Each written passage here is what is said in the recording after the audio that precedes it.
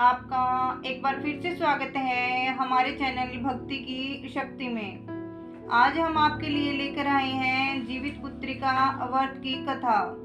व्रत रखने वाला स्वयं स्नान करके भगवान सूर्य नारायण की मूर्ति को स्नान कराए और भोग लगाए तथा आचमन कराकर धूप दीप आदि उतारे, भोग को प्रसाद के रूप में बांट दे।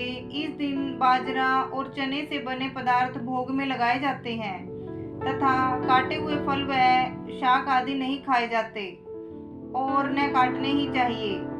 यह व्रत आश्विन मास के कृष्ण पक्ष की अष्टमी को किया जाता है। इस दिन सूर्य नारायण की पूजा करनी चाहिए। इस व्रत के करने से जिनके पुत्र होते हों परंतु जीवित न रहते हों, जीवित रहने लगते हैं।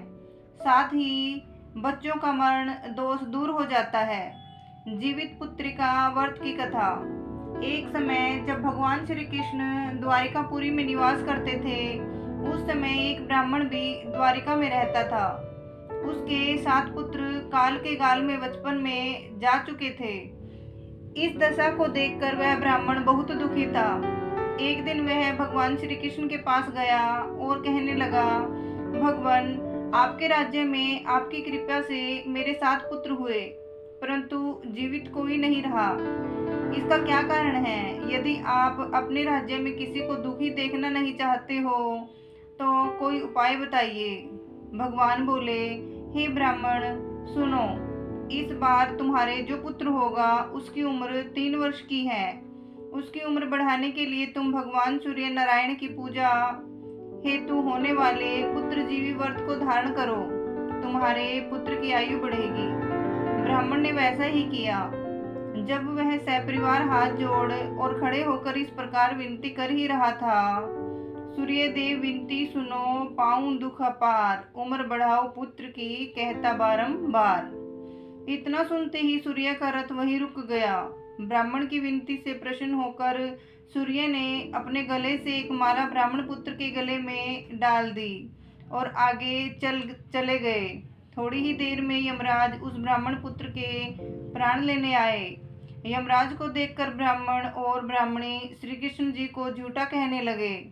भगवान श्री कृष्ण अपना अनादर जानकर तुरंत सुदर्शन चक्र लेकर आ गए और बोले, इस माला को यमराज के ऊपर डाल दो। इतना कहते ही ब्राह्मण उस माला को उठाने लगा कि यमराज डर से भाग गए, परंतु यमराज की छाया रही। ब्राह्मण ने उस फूल की माला को छाया के ऊपर फेंक दिया, जिसके फलस्वरूप वह छाया शनि के रूप में आकर भगवान श्री कृष्ण की प्रार्थना करने लगी। भगवान श्री कृष्ण को शनि के रूप पर दया आ गई और पीपल के वृक्ष पर रहने के लिए कहा। तब से शनि की छाया पीपल के वृक्ष पर निवास करने लगी। इस प्रकार भगवान श्री कृष्ण ने उस ब्राह्मण के पुत्र की उम्र बढ़ा दी। इसलिए हे भगवान, जिस तरह उस ब्राह्मण के लड़के की उम्र बढ़ाई है, उसी तरह सबकी उम्र बढ़ाना। बोलिए शनिदेव महाराज की जय हो, श्री कृष्ण भगवान की जय हो। भक्तों, आपको ये वीडियो अगर थोड़ी सी भी अच्छी लगे तो प्लीज़ हमारे चैनल को सब्सक्राइब करें और वीडियो को लाइक करना न भूलें। राधे राधे।